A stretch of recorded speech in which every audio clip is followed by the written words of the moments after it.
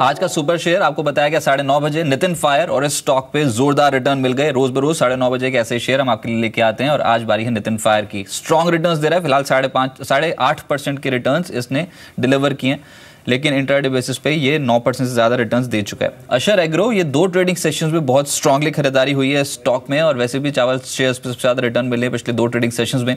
अशर agro आज भी active है, 6.5% की बढ़त। जेएचएस स्वेंगार्ड 3 सत्रों से एक्यूमुलेट हो रहा है।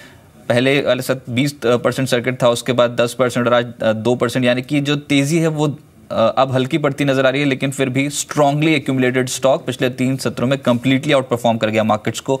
ब्रुक्स लैब्स लेबोरेटरी शेयर्स में काफी तेजी बनती हुई नजर आई, और आज ब्रुक्स लैब जो है वो 2016 के उच्चतम स्तर के बेहद करीब पहुंचता हुआ नजर आया। 5.5% के आसपास की तेजी। कैपिटल फर्स्ट, यहाँ पर खबर ये थी कि बोर्ड से मंजूरी मिली है रकम जुटाने की, एनसीडीज के जरिए 200 करोड़ के आसपास की रकम जुटाएगी कंपनी, और कैपिटल फर्स्ट सुबह से ही काफी बेहतर प्रदर्शन कर रहा है मार्केट्स पे।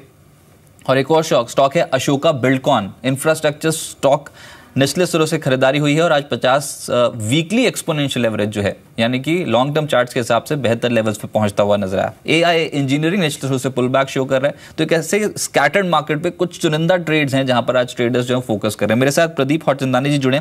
प्रदीप जी नमस्कार, स्वागत है आपका। सब बात यही है कि एक रेंज में फंस गए और ये रेंज और नैरो होती चली जा रही है। अब इसका मतलब क्या समझे, क्या तेजी अब खत्म हो गई है और बाजार एक रिवर्सल की तैयारी कर रहा है या फिर एक कंसोलिडेशन फेज में? शुक्रिया। इसको कंसोलिडेशन का फेज़ ही मानेंगे। एक हर बड़ी अपमूव के बाद कंसोलिडेशन या करेक्शन आना ज़रूरी होता है। ये करेक्शन टाइम वाइज हो सकता है या प्राइस वाइज हो सकता है। तो फॉर द टाइमिंग हम एक दोनों का थोड़ा एक मिश्रण देख रहे हैं। आपको याद होगा कि 8243 के ऊपर जब वीकली क्लोज आया था तब हम 8655 के टारगेट्स निफ्टी में और 18000 के ऊपर बैंक निफ्टी में 19200 के टारगेट लेके चल रहे थे, तो उसके काफ़ी नज़दीक आ गया था बैंक निफ्टी, तो तकरीबन वो टारगेट उसने अचीव भी कर लिए थे। तो अच्छी अपमूव के बाद थोड़ा सा कंसोलिडेशन का फेज़ है। हमारे हिसाब से 8475 का एक इमीडिएट सपोर्ट है आर्ली चार्ट्स पे निफ्टी का। अगर उसके नीचे जाता है तो फिर एक सेल ट्रिगर होगा आर्ली चार्ट में, और उस केस में डीपर करेक्शन देख सकते हैं। पर फॉर द टाइमिंग इसको एक कंसोलिडेशन मानेंगे। 8475 का निफ्टी में सपोर्ट मान के चलना चाहिए। अब स्टॉक बाय स्टॉक बात करते हैं। अशर एग्रो पिछले 2 दिनों में जो स्टॉक पे एक बढ़त दिखी और इनफैक्ट निचले से बहुत स्ट्रांगली खरीदारी हुई है, अब यहां से और कितनी तेजी देखने को मिल सकती है या फिर प्रॉफिट बुकिंग कर ले जिनके पास भी पोजीशंस हो? मेरे हिसाब से तो इसको पुल बैक रैली मानना चाहिए। ओवरऑल एक डाउन ट्रेंड में है। वीकली चार्ट्स देख लीजिए चाहे डेली चार्ट्स देख लीजिए, यहाँ पे एक सपोर्ट ज़रूर बन रहा है करीबन 22 रुपये 90 पैसे का। उसका स्टॉप लॉस ज़रूर से लगा सकते हैं, पर ऑन द हायर साइड मुझे लगता है कि इसमें काफ़ी बड़े रेजिस्टेंस आएंगे क्लोजर टू 28-29 के रीजन में। तो एक कॉशियसली ट्रेड करना चाहिए और सेल ऑन रैलीज का व्यू रहेगा। ब्रुक्स लैब्स पर राय दें, क्योंकि इसका 2016 का हाई है 124.35, फिलहाल 116.85 के लेवल पे कामकाज कर रहा है। ये तेजी अभी और बढ़ती दिखती है आपको? जी, फार्मा स्पेस में एक फ्रंटलाइन फार्मा में तो काफ़ी अच्छा कंसोलिडेशन देखा है, और अभी भी वो स्टॉक अपने अप ट्रेंड उन्होंने रिज्यूम नहीं किया। पर मिड कैप स्पेस में खास करके ब्रुक्स लैब है, विनती ऑर्गेनिक्स है, शिल्पा मेडिकल है, ये सारे स्टॉक्स काफ़ी अच्छे कंसोलिडेशन के बाद ऑलरेडी ये वीकली चार्ट्स पे फिर से ब्रेकआउट दिखा रहे हैं। तो ब्रुक्स लैब में एक पॉजिटिव व्यू रहेगा। 124 का इसने हाई बनाया था जनवरी में, वो इसका इमीडिएट टारगेट रहेगा। पर मेरे हिसाब से जिस तरह के फॉर्मेशन है, जिस तरह के कंसोलिडेशन के बाद ये चल रहा है, तो मोस्ट प्रोबेबली ये हाई क्रॉस करके ये नए हाई बना सकता है। 140-150 तक भी जा सकता है, तो इस पर एक पॉजिटिव व्यू रहेगा। कैपिटल फर्स्ट ये स्टॉक आज एक्टिव है क्योंकि जो बोर्ड ने फैसला किया है रकम जुटाने का, तो वो एक पॉजिटिव ट्रिगर बन गया। 200 करोड़ के आसपास एनसीडीज इशू करके कंपनी रकम जुटाएगी, लेकिन ये स्टॉक अब 3% ऊपर आ गया। क्या प्रॉफिट बुकिंग कर ले या फिर यहाँ से तेजी अभी और बढ़ेगी? तेज़ी मेरे हिसाब से तो पिछले कुछ दिनों के कंसोलिडेशन के बाद एक फ्रेश बिगिनिंग है, तो इसको डेफिनेटली एक होल्ड करना चाहिए। इनफैक्ट आज के हमारे पिक्स में भी ये शामिल है। 614 के स्टॉप लॉस से हमने इस पे बाय करने की एडवाइस दी है, और करीबन 665 से 670 के टारगेट्स पोजिशनल तौर पे 4 से 5 ट्रेडिंग सेशन में देखे जा सकते हैं। तो एक पॉजिटिव रहेगा, होल्ड की एडवाइस रहेगी। राइट। एआई इंजीनियरिंग का स्टॉक देख के बताएं, क्या ये स्टॉक यहाँ से और चलने को तैयार है? जिस तरीके से आज फ्लैट बाजार में प्रदर्शन कर रहा है एआई इंजीनियरिंग, क्या इंट्राडे पर्सपेक्टिव से खरीदा जा सकता है? तो शॉर्ट टर्म में एक डेली पे आप रिसेंट टॉप्स को कनेक्ट करेंगे तो वो उसका रेजिस्टेंस देगा करीबन 1040 के रीजन में, तो वहाँ पे इसको एक इमीडिएट रेजिस्टेंस आएगा। अगर वो क्रॉस कर लेता है तो 1056 और उसके बाद 1080 तक के नए टारगेट खुल सकते हैं। फॉर द टाइमिंग 1004 के स्टॉप लॉस से इसको होल्ड किया जा सकता है। चलिए कुछ ऐसे स्टॉक्स आइडेंटिफाई करने की कोशिश करते हैं फंडामेंटल ग्राउंड्स पे रोज बरोज हम आपके लिए। आज सुमित मेरे साथ मौजूद है इन हाउस रिसर्च टीम से। सुमित बताएं पहला स्टॉक जो ब्रोकिंग हाउसेस रडार पर है।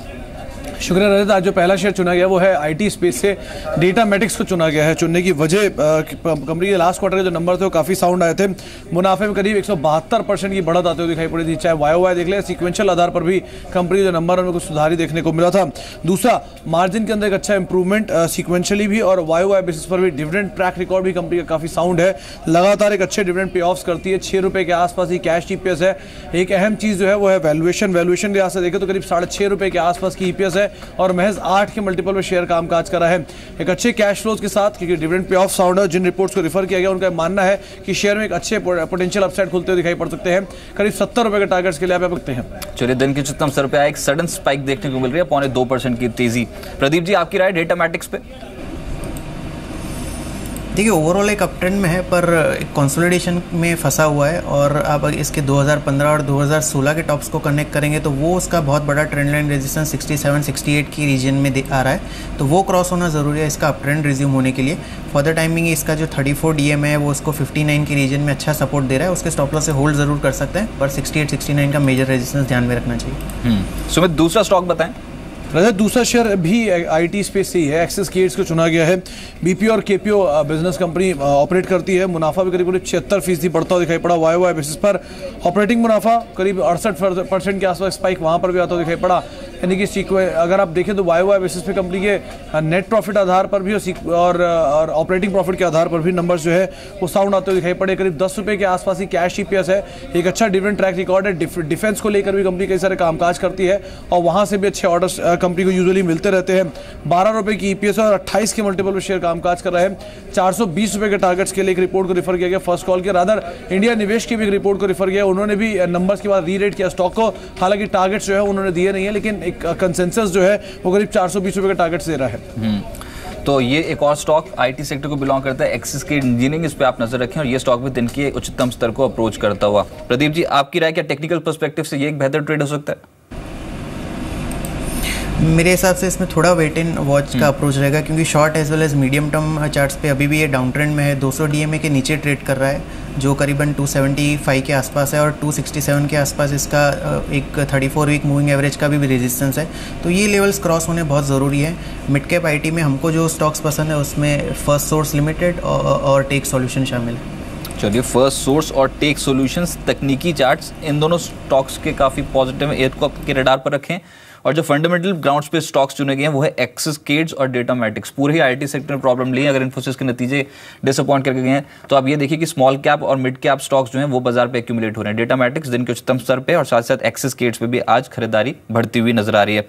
कुछ और स्टॉक्स प्रदीप जी, इनफैक्ट ये स्टॉक एमको EMCO, ये मैंने 2 दिन पहले मेरे को याद है कि फाइनल बेट में बताया था कि ये स्टॉक काफी स्ट्रांगली एक्यूमुलेट हो रहा है निचले स्रोत से, लेकिन आज जिस तरीके की एक्टिविटी है एक फ्लैट बाजार पे, अब 3140 के लेवल पे 0.3% ऊपर, क्या करना चाहिए स्टॉक पे? सो एक होल्ड की एडवाइस ज़रूर रहेगी। एक शॉर्ट टर्म अप ट्रेंड में है पर मीडियम टर्म चार्ट्स में अगर इसका जो रेजिस्टेंस देखें तो वो करीबन 34 के आसपास आएगा, जहाँ पे इसके वीकली और मंथली चार्ट्स की मेजर ट्रेंड लाइन इसको रेजिस्टेंस दे रही है। वो अगर ये डिसाइसिवली क्रॉस कर लेता है तो फिर एक बड़ी अपमूव फिर से रिज्यूम हो सकती है। तो फॉर द टाइमिंग इसमें करीबन 28-29 का अच्छा सपोर्ट है इमीडिएट टर्म में, उसके स्टॉप लॉस से होल्ड की एडवाइस रहेगी। ताज GV पे आपकी राय, ये स्टॉक बहुत एक्टिव हुआ है पिछले कुछ दिनों में, क्या ये तेजी भी और बढ़ती दिखती है आपको? जी बिल्कुल, even I think last week भी इसकी बात हुई थी तो पॉजिटिव व्यू हमने दिया था। ओवरऑल पूरा होटल सेक्टर अच्छा लग रहा है।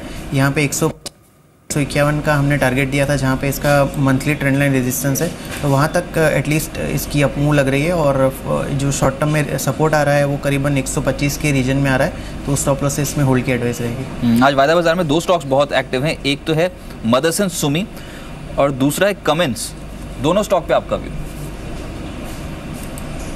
सो इंसिडेंटली क्यूमिंस पे भी आज हमारी एक बाय पिक है। यहाँ पे एक पिछले दिनों के कुछ कंसोलिडेशन के और करेक्शन के बाद एक राउंडिंग बॉटम फॉर्मेशन का ब्रेकआउट आर्ली चार्ट्स पे देखा जा रहा है।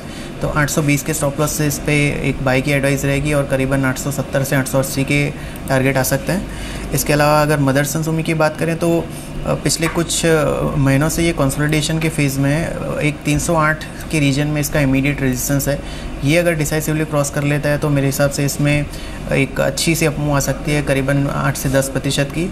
और इनफैक्ट इसमें पॉसिबिलिटी है कि ये वापस से अपने 396 जो टॉप इसने बनाया था अगस्त 2015 में वो भी आ सकता है, पर एक बार इसमें 308 310 का जो रेजिस्टेंस है उसको पार कर लेना चाहिए।